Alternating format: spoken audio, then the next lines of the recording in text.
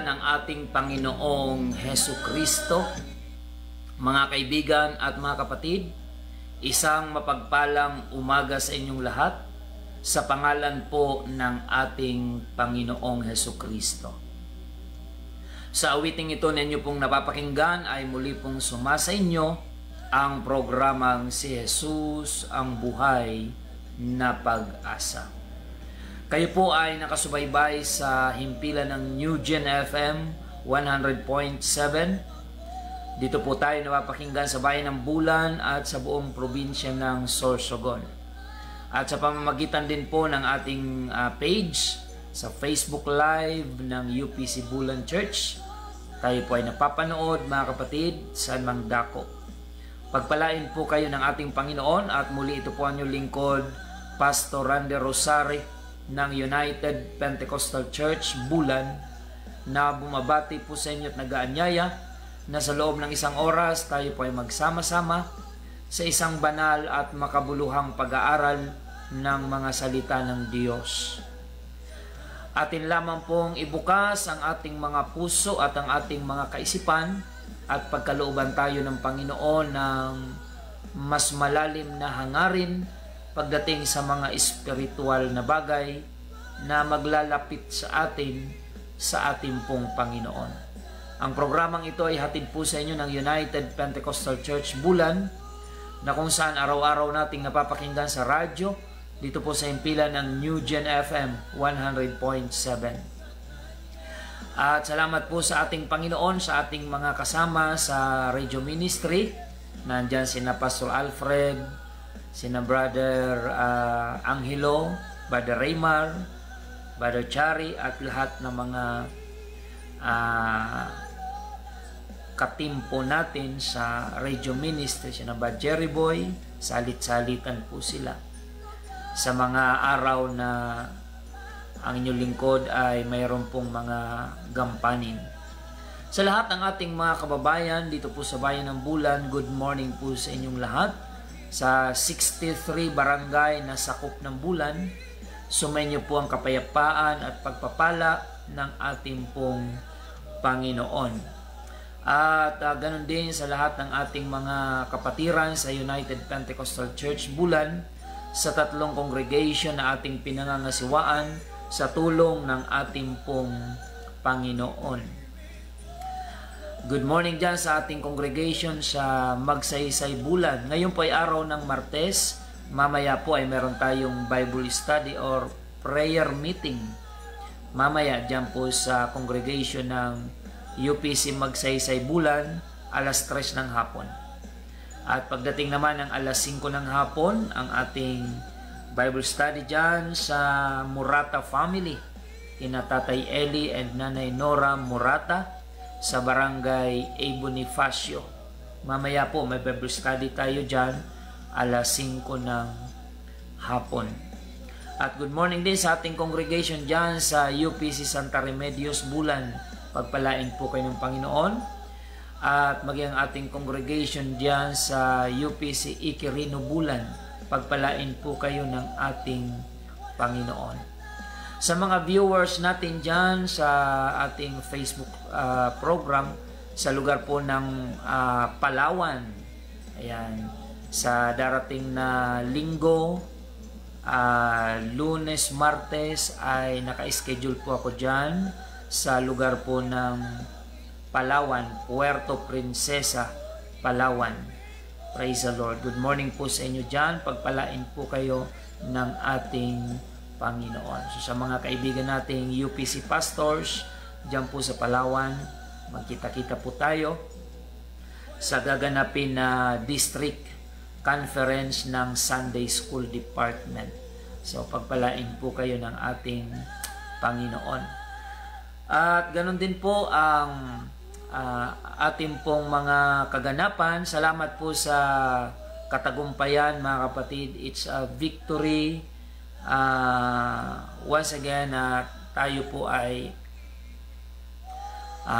pinagkalooban ng Panginoon ng 4 na bagong mga kapatiran.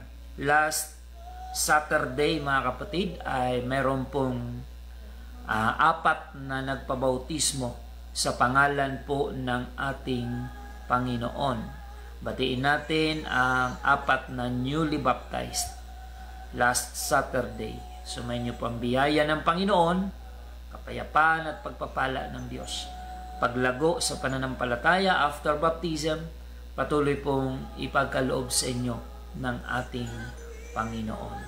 To God be all the glory. So almost weekly mga kapatid ay nagbabaptize po tayo ng mga bagong nagpapasyang maglingkod sa ating pong Panginoon. So to God be all the glory sa mga pagtatagumpay na ipinagkakaloob ng ating Panginoon. And that's the very purpose of this program, to win more souls for Christ. Mag-akay ng mga kaluluwa para po sa kaligtasan sa pagbabalik ng ating pong Panginoon. To God be all the glory. Patuloy po tayo sa ating programa, mga kapatid. At sa lahat ng mga viewers natin ngayon online, pagpalain kayo ng Panginoon. Sumainyo ang kapayapaan at patuloy na kagalakan sa pagtangkilik natin sa ganitong programa na lalong ikatitibay ng ating spiritual na buhay. Purihin ang Diyos, mga kapatid. At ang mga schedule ng ating pagsamba, balik na po tayo sa batch by batch. Mga kapatid, ngayong darating na Sabado, diyan po sa Magsaysay, alas 6:30 ng umaga. At dito naman po sa Iquirino Congregation, Sabado, alas 8 ng umaga. At pagdating ng Linggo, mga kapatid, ang ating pagsamba diyan sa UPC Santa Remedios, Bulan. Araw po ng Linggo, alas 7 ng umaga. Purihin ang pangalan ng ating Panginoon. Sa ating mga viewers, good morning sa inyo. Pagpalain po kayo ng Diyos sa inyong pagbibigay ng panahon at sa inyong paggising ng maaga upang masubaybayan ang ating programa. Sumainyo po ang kapayapaan ng Diyos, katugunan sa inyong mga panalangin, at sa mga nasa karamdaman, pagkalooban kayo ng Panginoon ng kagalingan sa pamamagitan ng kapangyarihan ng pangalan ng ating Panginoong Hesukristo. Patuloy lang tayo magkaroon ng pananampalataya na sa Panginoon ay walang mahirap na bagay na kung idudulog natin na may pananalig at pananampalataya, ang Panginoon ay tutugon. Good morning din sa management ng New Gen FM, sa ating technician dyan, si Brother Box.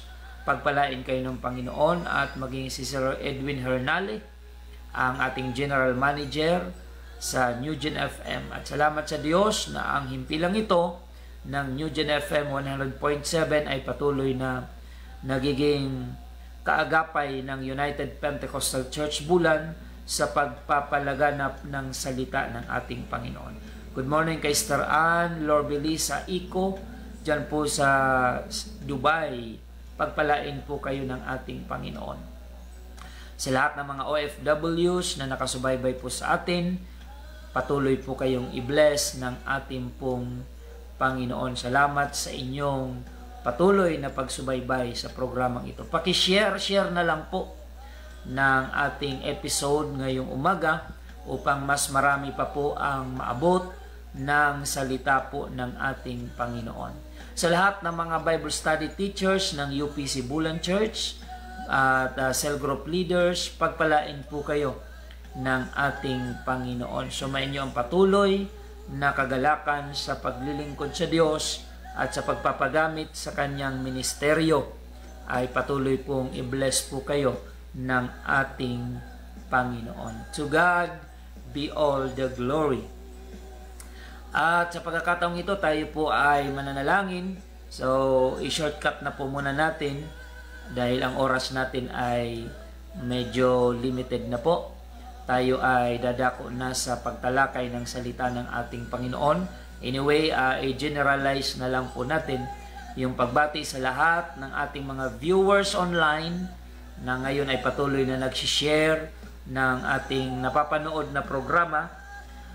Thank you din for inviting your friends sa Facebook to watch our daily program. Ibalik po sa inyo ng Panginoon ang umaapaw na pagpapala at ang pagliligtas ng Panginoon ay patuloy na mangyari, bunga po ng pagsubaybay sa programang ito. So maybe bukas na po natin ma-mention isa-isa yung ating mga online viewers dahil ngayon medyo limited na po yung ating time. Pagpalain po kayo ng Panginoon at sa pagkakataong ito tayo po ay manalangin, mga kapatid. Dakilang Diyos na makapangyarihan sa lahat, maraming salamat po Panginoon sa iyong kabutihan at katapatan sa aming po mga buhay kasama ng aming mga viewers and listeners. Panginoon, dalisayin mo po ang aming mga puso. Gawin mo po kaming karapat-dapat, Panginoon, sa iyong banal na harapan. At sa umagang ito, patuloy naming ipinapasakop sa iyo ang aming mga kaisipan, ang aming mga buhay, Panginoon. Mangyari lagi nawa ang kalooban mo sa buhay namin at hindi ang aming sariling kalooban. Panginoon, tulungan mo po kasama ng aming mga kababayan na manaig lagi ang iyong katuwiran sa aming mga isipan at puso at hindi ang aming mga sariling kagustuhan lamang, Panginoon, na maaaring aakay ito sa amin patungo sa kapahamakan. Ikaw po nawa ang siyang umakay sa bawat isa sa amin patungo sa iyong katuwiran at sa iyong kabanalan. Dalangin din namin, Panginoon, ang mga may taglay na karamdaman ngayon. Pagkalooban mo po ng kagalingan, Panginoon, sa mga nasa kahirapan at kapighatian ng buhay, pangangailangan. Ikaw po ang siyang magkaloob ng katugunan, O Diyos. In the name of our Lord Jesus Christ, we declare your glory, Panginoon, your miracle and healing upon the lives of our viewers and listeners this morning. Thank you, Jesus, and we pray to meet the need of our viewers and listeners spiritually, lalong-lalo na. Patuloy mong ipagkaloob. Magligtas ka ng maraming mga kababayan po namin at aakay ka pa ng maraming mga kaluluwa upang maglingkod sa iyo sa pamamagitan ng programang ito. Salamat po, Panginoon. We pray also our newly baptized last Saturday na sila ay patuloy mong patatagin, palaguin sa pananampalataya at pagharian mo ng iyong kapayapaan. Salamat po, Diyos. Sa iyo ang papuri, pagsamba at pagluwalhati. In the name of our Lord Jesus Christ we pray. Amen and amen.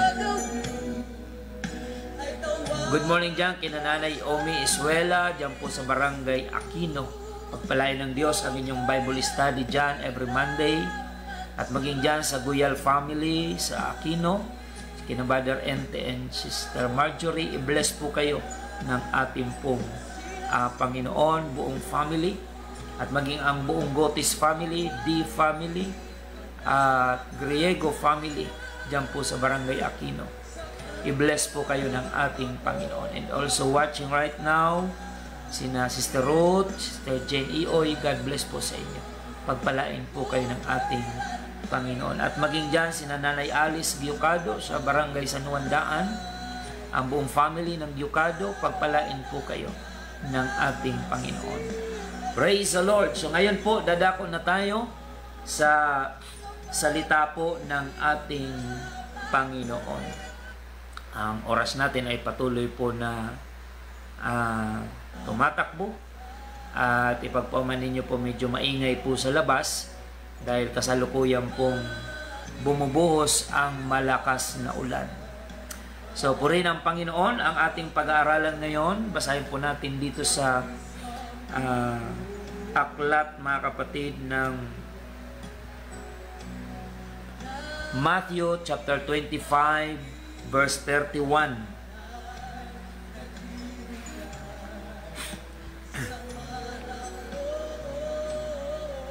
Matthew chapter 25 verse 31 to 33. Ganito po ang ating mababasa, mga kapatid. Praise the Lord.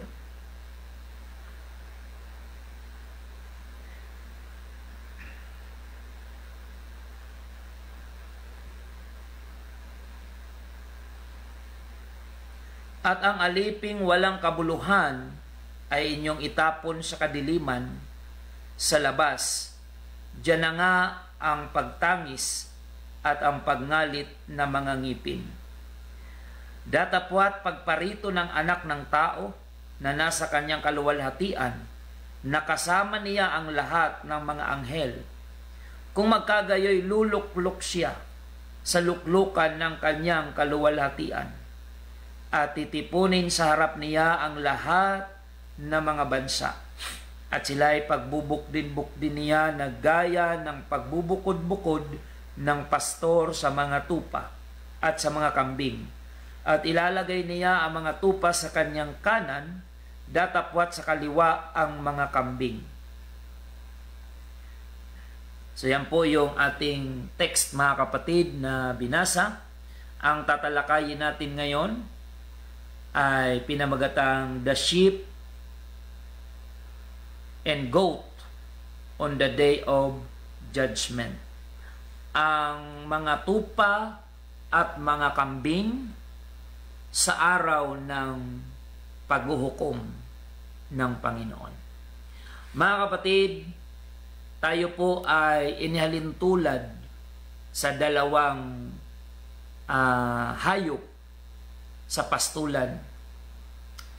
Ang tupa at ang kambing. Ang tinutukoy po sa talatang ito ay mga tao, mga kapatid, na nilalang ng Panginoon na haharap sa paghuhukom ng ating Panginoon.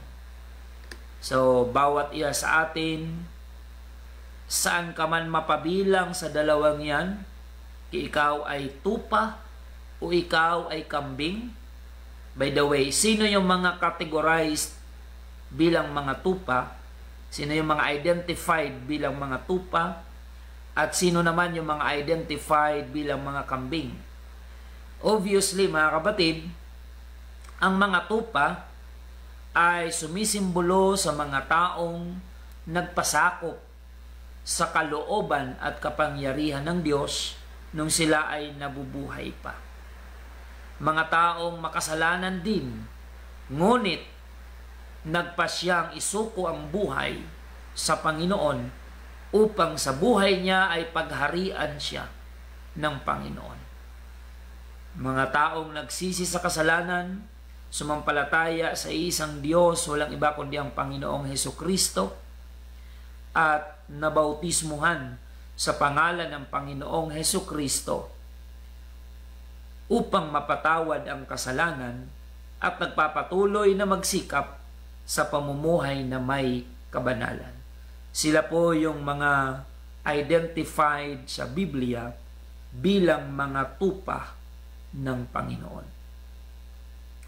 At yung mga kambing naman po, mga kapatid, ay sila yung mga namuhay sa sarili nilang kalooban at hindi nagpasakop sa kalooban ng Panginoon. Ang kambing po ay may katigasan ang ulo, hindi sumusunod, kundi bagkus ay sinusuag pa ng kanilang sungay ang pastol na nag-aakay sa kanila.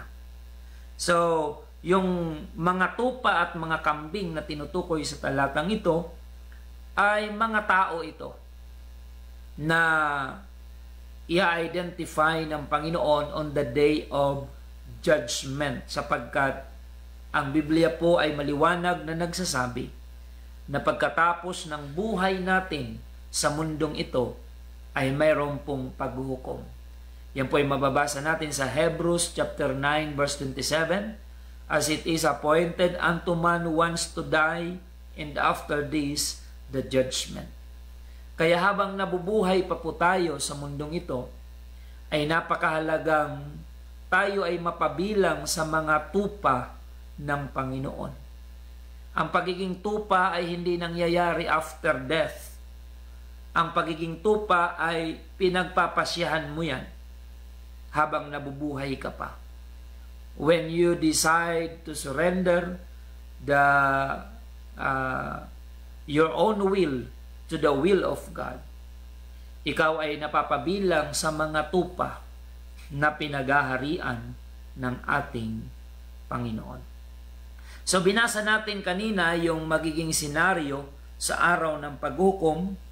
Sa verse 31, datapwat pagparito ng anak ng tao, si Jesus Christ pang tinutukoy dyan, na nasa kanyang kaluwalhatian, nakasama niya ang lahat ng mga anghel. Kung magkagayoy, luluklok siya sa luklukan ng kanyang kaluwalhatian. At titipunin sa harap niya ang lahat ng mga bansa. At sila'y pagbubukdin-bukdin niya na gaya ng pagbubukod-bukod ng mga pastor sa mga tupa at sa mga kambing. So ano ang mangyayari mga kapatid? Kapag naihiwalay na yung mga tupa sa mga kambing, yan po ay iisa-isahin natin. Ang magiging kapalaran ng mga tupa at ng mga kambing sa kabilang banda sa araw ng paghukom ng ating Panginoon. Mga kapatid, ito po ay paalaala sa ating lahat na hindi po hanggang kamatayang pisikal lamang ang buhay natin. Meron tayong eternal na bahagi ng ating buhay, kundi ito po yung kaluluwa ng tao. Amen. Yan, good morning dyan sa Japan kay Ma'am Yuka Barbak. Pagpalain kayo ng Panginoon. Thank you for watching. Ayan, invited by Ma'am Dayan Abanyo. So, tuloy po tayo mga kapatid. Ang Panginoon ay nagpapaalaala sa atin na after ng ating physical na buhay na ito, na maaring yan ay aabot lang ng 70 years old, 60 years old, 80 years old, ang iba bihira na, maabot ng 90, at mas bihira na yung umaabot ng 100 years old. So yan po yung reality ng buhay ng tao, mga kapatid. Life is short. Tinutukoy ko po ay physical. Ngunit pagkatapos ng ating temporaring buhay na ito sa ating katawan, ay mayroon pong eternity na haharapin ang ating pong mga kaluluwa. So your body is temporary, but your soul is eternal. Kaya ang pagkakataon natin to prepare our eternity ay habang narito tayo sa physical life natin. Ito ang panahon na dapat tayong magsisi sa ating kasalanan at manumbalik tayo sa Panginoon regardless kung ano man ang mga nagawa nating mga pagkakamali, pagkakasala. Mga kapatid, God is a God of second chance. At hindi nga lang second chance ang ginagawa ng Panginoon na pagkakataon sa atin. He is the God of all chances. Lahat, mga kapatid, because God is not willing that any should perish, but all should come to repentance. According to 2 Peter chapter 3 verse 9, mga kapatid, ayaw ng Diyos ng sino man ay mapahamak, kundi ang lahat ay magsipagsisi. So, kung paanong sa panahon ni Noe, 120 years na nangaral si Noe bago dumating ang baha, mga kapatid. Sa loob ng mga taon na yon, nagpaalaala si Noe, nangaral si Noe, ngunit ang mga tao ay ayaw maniwala at ayaw makinig. Ngunit, ang hindi paniniwala ng mga tao kay Noe ay hindi nakaapekto sa plano ng Diyos na baha.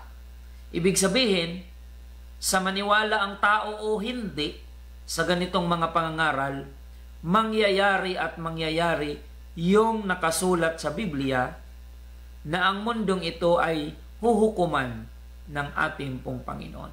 At bawat isa sa atin ay haharap sa hukuman ng Panginoon. Kahit nga yung mga nauna nang namatay, they will be resurrected. Mga kapatid, to face the judgment of God. So walang pwedeng makatakas sa hukuman ng ating Panginoon. Kaya ang ganitong mga pangangaral ay kasangkapan ng Diyos habang may pagkakataon pa tayo. Ang mga tao ay makapagsisi sa kasalanan, makapagbagong buhay, sampalatayanan natin ang mga salita ng Diyos at ang Diyos mismo, tanggapin natin sa ating mga buhay, paglingkuran natin siya habang may pagkakataon tayo, habang naririnig natin ang ganitong mga pangangaral, mga kapatid, samantalahin natin ang panahon sapagkat ang mga araw ay pasama ng pasama. So ang mga palatandaan ng katapusan ng sanlibutan ay nakikita na nating maliwanag sa ating paligid sa bawat araw, mga kapatid. Ngayon, mula nung lumindol, mga kapatid, sa Cebu, halos every other day mayroong mga lindol na natatala in every in different provinces, mga kapatid, ng Pilipinas. Nariyan yung mga pagbaha, mga bagyo, mga lindol, mga natural na calamities, at mayroon pang mga kaguluhan sa pagitan ng mga taong magugulo ang isip. Bansa laban sa bansa, may mga giyera, mga kapatid, at hindi mga pangkaraniwang pangyayari. It reminds the people that the Word of God is real.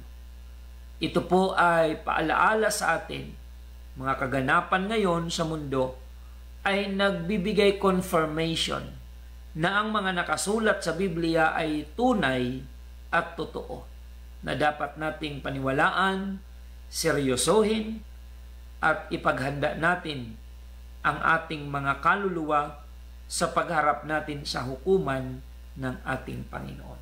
So mga kapatid, yung mga kambing ilalagay daw po sa kaliwa upang doon magngangalit ang kanilang mga ngipin. Bakit po kailangan magngalit ang ngipin ng mga kambing na ilalagay sa kaliwa? Dahil po sa apoy at hirap na kanilang mararanasan bilang consequence ng kanilang pag-reject sa Panginoon. So kaya yung pagpapasya natin ngayon, it will affect your eternity. Kung ikaw ay magpapasyang maglingkod sa Diyos sa panahon ngayon, ang eternity mo ay naandun sa piling ng Panginoon. Ngunit kung ating itatakwil ang mga salita ng Diyos ngayon na ating naririnig, ang eternity natin ay doon nating gugugulin sa dagat-dagatang apoy at impyerno na siyang pangalawang kamatayan. So, God is a God of love, but He is also a God of justice. May mga nag-iisip na, ay pastor, hindi naman totoo na ipapahintulot ng Diyos na maimpyerno ang tao dahil ang Diyos ay Diyos ng pag-ibig.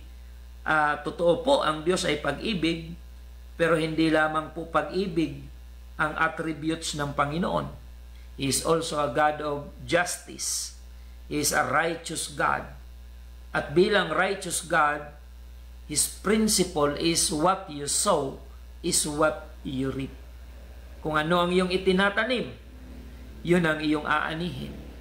Kaya nga mahalaga na magtanim tayo ng pagsunod sa Panginoon. Magtanim tayo ng pagkilala sa Diyos at pagpapakumbaba upang sa araw ng paghuhukom ng Panginoon ay aanihin natin ang kanyang pinangakong kaligtasan at buhay na walang hanggan. So purihin ang Panginoon. Ang kaligtasan natin ay regalo ng Diyos.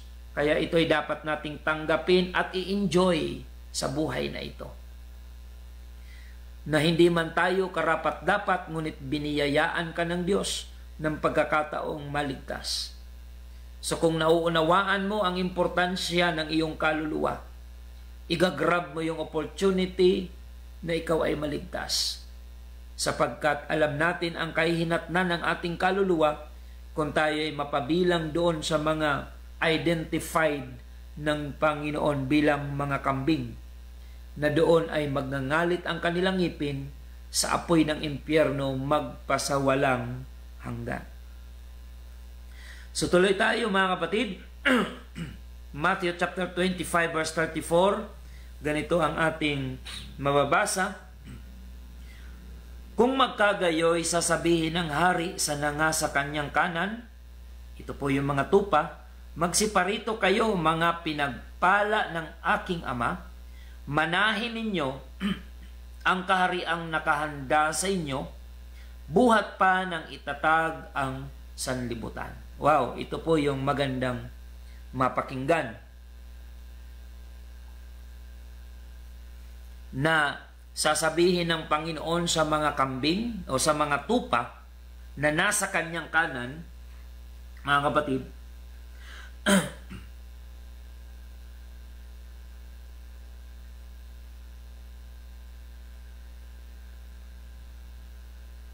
magsiparito kayo, mga pinagpala ng aking ama. Manahin ninyo ang kahariang walang hanggan na inihanda sa inyo, buhat pa ng lalangin ang sanlibutan. So ito yung magandang mapakinggan. Pero maririnig mo lang ito na sasabihin ng Diyos sa iyo kung ngayon habang nabubuhay ka pa ay pagpapasyahan mong paglingkuran ang Panginoon. You will be identified as sheep or cordero, tupa. Ano po ang pagkakaiba nitong dalawang hayop na hambingan sa mga tao? Ang mga tupa po ay very dependent sa tagapag-alagang pastor. Kasi ang tupa ay defenseless po sila. Kung papansinin niyo po, kahit ang tupa ay may sungay, pero ang sungay ng tupa ay hindi nakadesign para makipaglaban, kundi nakayuko pa nga yung kanyang sungay. May sungay siya pero hindi designed to fight, mga kapatid.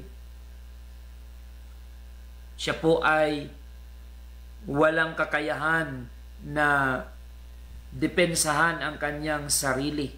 Kaya ang tupa ay nangangailangan ng pastor na mag-aalaga at gagabay sa kanya. Yan po yung karakteristik ng tupa. Siya ay dependent sa kanyang pastor. Kung ano ang sabihin ng pastor, yun ang gagawin ng tupa. Sapagkat ang tupa ay maamo, defenseless, mga kapatid, at hindi niya kayang akayin sa tama ang kanyang sarili kung walang pastol na aakay sa kanya. Yan po yung mga pinaghandaan ng Panginoon ng buhay na walang hanggan, ang mga tupa. Ano naman po ang kambing? Ang kambing po, alam natin na may pagka-wild, may pagka-rebellious, nanunuag, at kung saan-saan nagpupunta without the guidance of a person na nag-take care sa kanya. Kung saan-saan umaakyat, kung saan-saan sumusuot, mga kapatid, at maligalig. Ang kambing ay sumisimbolo sa mga tao na ayaw magpasakop sa kalooban ng Panginoon.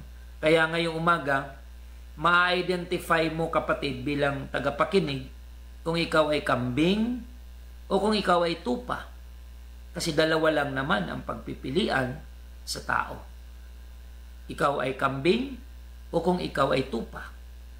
So, ang pagsunod sa Panginoon, mga kapatid, kung mayroon kang desire na magpasakop sa Panginoon, sumunod sa kanyang kalooban, ikaw ay identified bilang tupa, na kahit wala ka pa sa ganitong pagtitipon, kahit wala ka pa sa ganitong fellowship, ngunit deep inside sa puso mo, you have the desire to surrender your life to the Lord and to obey the will of God habang ikaw ay nabubuhay, Kahit wala ka pa sa ganitong fellowship, ikaw ay identified na bilang tupa.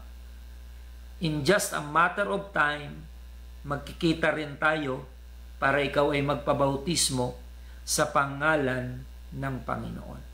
Sa mga viewers natin and listeners, maaaring hindi pa man tayo nagkikita personal.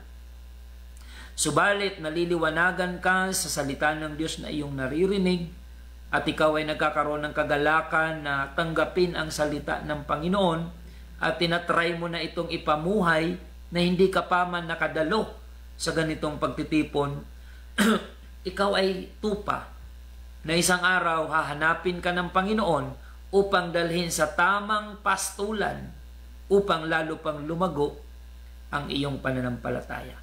I believe na maraming nakikinig ngayon sa radyo, nanonood sa Facebook Live, na hindi pa man kabilang sa fellowship na ito pero kayo ay tinitingnan ng Panginoon bilang mga tupa. Kung kayo ay may desire na sundin ang kalooban ng Panginoon, kahit nasaan kayong relihiyon na papabilang sa ngayon, kung kayo ay may hangarin na sumunod sa Diyos, magpabautismo sa Panginoon, sa pangalan ng Panginoon, at magsisi sa kasalanan, ikaw ay tinitingnan ng Diyos bilang tupa at hindi kambing. Kung ikaw naman habang nakikinig ay namimiloso po, nag-iisip ng mga pangontra sa mga ganitong pangangaral, kapatid, identified ka rin ng Panginoon bilang kambing. Sapagkat ang isa sa mga karakteristik ng tupa, he is always willing to obey the word of God, no matter what. Ano man ang maging resulta, ang tupa ay handa laging magpasakop, handa laging sumunod sa kalooban at sa salita ng ating Panginoon. Kaya ngayong umaga, may dalawang klaseng nakikinig po sa salita ng Diyos sa programang ito. May nakikinig na tupa, ibig sabihin ipapamuhay niya ang narinig niya pagkatapos niya ipangaral. At meron ding nakikinig na kambing. Nakikinig para kumontra, nakikinig para maghanap ng ipipintas. Nakikinig para maghanap ng pwedeng isalungat sa kanyang personal na kaisipan. So, mga kapatid, nawa ay piliin natin na mapabilang sa mga tupa upang tayo ay maging beneficiary sa araw ng paghuhukom ng mga pangako ng Panginoon na kaligtasan at buhay na walang hanggan. Purihin ang pangalan ng Panginoon. So mga kapatid, ang sabi niya sa mga tupa, halik kayo, pumarito kayo, magsiparito kayo mga pinagpala ng aking Ama, manahin ninyo ang kahariang nakahanda sa inyo, buhat pa ng itatag ang sanlibutan. Napakagandang pakinggan yan, mga kapatid, na sa araw ng paghuhukom ay sasabihin yan ng Panginoon sa iyo na, anak, halika, yung mga pagtitiis mo nung ikaw ay nasa lupa,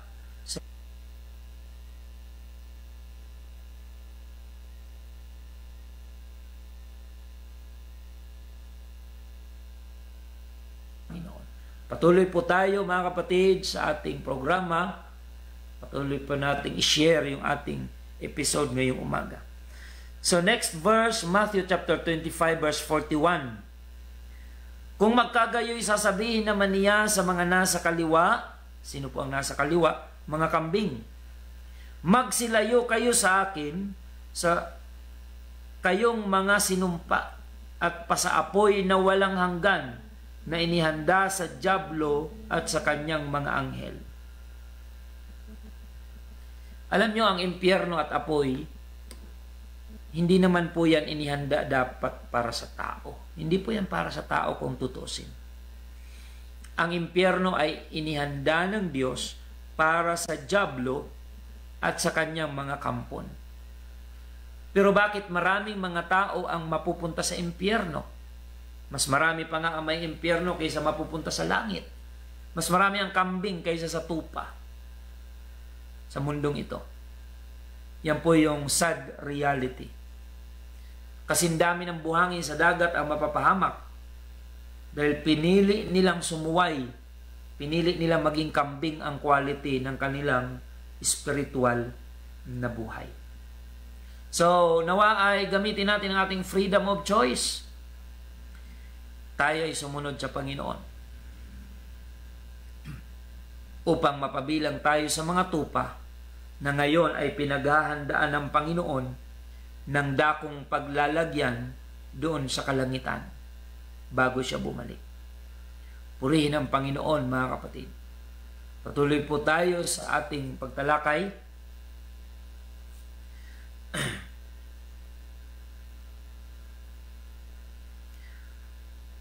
Matthew chapter 25 verse 46. At ang mga ito ay mga paroroon sa walang hanggang kaparusahan. Yung mga nasa kaliwa, mga kambing.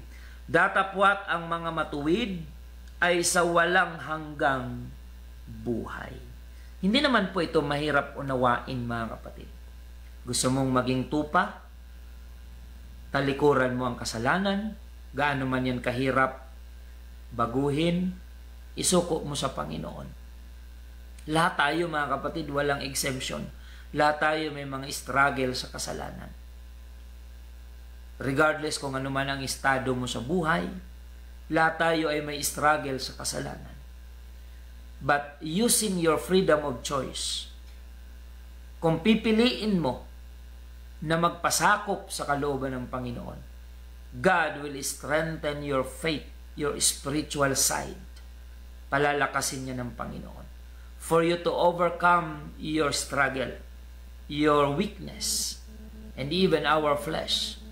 Mga kapatid, ay mapagtatagumpayan natin yan kung ang nagahari sa atin ay ang kapangyarihan at ang presensya ng ating pong Panginoon. Yes, mahirap, pero magtatagumpay po tayo kapag Diyos lagi ang ating kasama na nagpapalakas sa ating pong pananampalataya. Purihin ang pangalan ng ating pong Panginoon. To God be all the glory. So mga kapatid, nawa ay pagpilian natin to. Dalawa lang naman yan.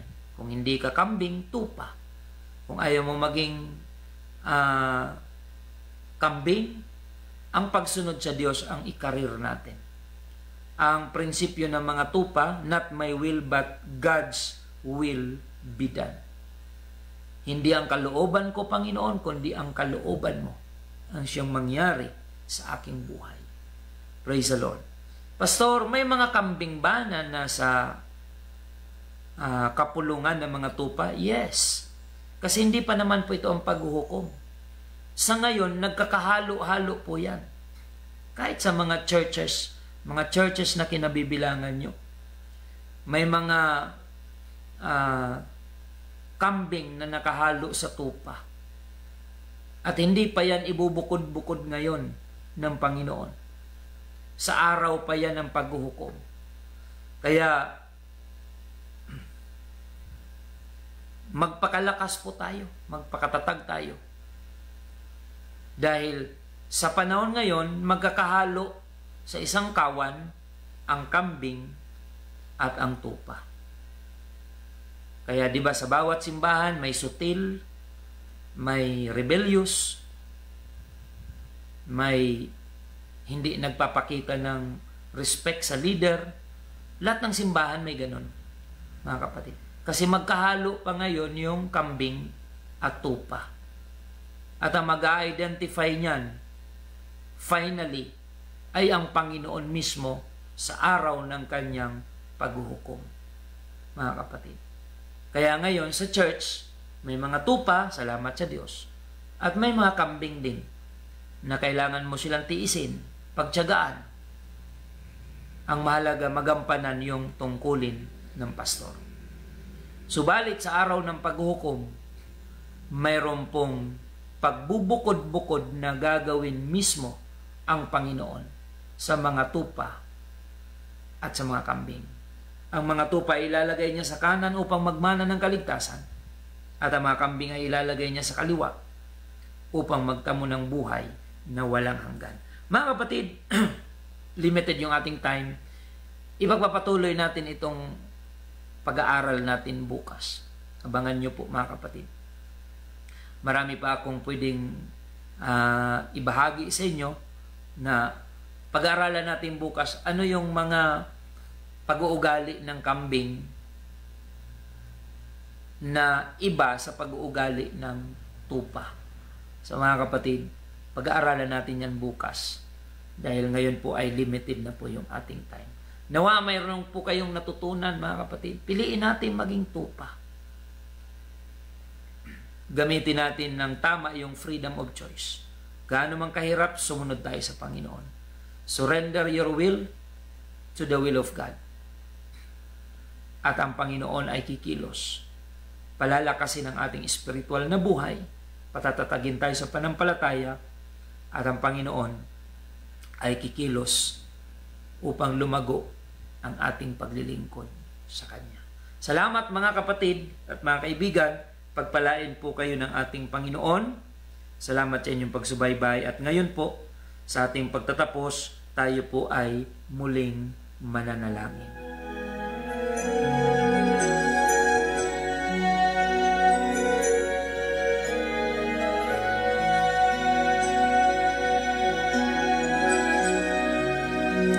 Panginoong Yesus, kami po ay nagpapasalamat ngayong umaga sa dakila mong biyaya, pagpapala at mga salita mong amin pong napakinggan. Panginoon, mangusap ka po sa aming mga taga-subaybay na habang may pagkakataon pa po ay piliin naming maging kagaya ng tupa na handang sumunod sa iyo anuman ang maging kapalit. Panginoon, pagpalain mo lahat ng nakinig. Akayin mo sila sa iyong kalooban. Pagsisihan ang pagkakasala at sampalatayanan ang iyong salita. At nawa marami pa ang magpasyang magpabautismo sa iyong dakilang pangalan upang magtamo ng kapatawaran ang mga pagkakasala. Panginoon, samahan mo po ang aming mga taga-subaybay habang binubulay-bulay po nila ang salita mong aming ipinaglingkod. Patuloy mong ipaunawa sa bawat isa ang iyong kalooban. Palakasin mo ang mga nanglulupaypay, nanghihina. I-restore mo maging ang mga nasa pagtalikod na si spirito backsliding. Ipagkaloob mo, Panginoon, ang restoration. At dalangin po namin, O Diyos, ang aming ginagalawang mundo ngayon na punong-puno ng kaguluhan. Maging ang aming mga namiminuno sa aming bansa, ang mga world leaders sa iba't ibang panig ng mundo. Bigyan mo po ng guidance and wisdom sa mga major decision na makakaapekto sa buhay ng mga mamamayan. Dalangin namin ang aming mga political leaders sa aming bansa. Pagkalooban mo ng kapayapaan, pagkakaisa, kapanatagan, para sa ikagaganda ng takbo ng buhay ng mas nakararami. Salamat po, Panginoon. I-bless mo po ng kagalingan ang mga may sakit at may karamdamang taglay ngayong umaga. Ipagkaloob mo po ang complete healing. Sa pananakit ng tainga ni Sister Syra Velasco, ipagkaloob mo sa kanyang complete healing right now. In the name of Jesus Christ. Maging si Mario Jun Herrero, patuloy mong pagkalooban ng kagalingan, Panginoon. At nabalitaan namin na nagpa-check up si Tatay Eli Morata. We pray, God, for the complete healing. Pagkaloob mo po sa kanya. In the name of our Lord Jesus Christ. Maraming salamat, Panginoon. Pagpalain mo ang lahat ng share ng episode na ito sa kanilang Facebook page and account. At patuloy mong pagpalain ng United Pentecostal Church. Marami pang kaluluwa ang maligtas. Maraming salamat, Panginoon. Ito po ang aming samot dalangin. In the name of Jesus Christ we pray. Amen and amen. Salamat po sa inyong pagsubaybay, mga kapatid. Continue to share our episode today. At bukas, ipagpatuloy natin ang part 2 ng ating pagtalakay patungkol po sa kambing at tupa sa panahon ng paghukom ng ating Panginoon. Muli ito po ang inyong lingkod, Pastor Randy Rosare ng United Pentecostal Church Bulan, na nagpapasalamat sa inyong pagsubaybay. Lagi nating tandaan na tanging si Jesus lamang po ang ating buhay na pag-asa.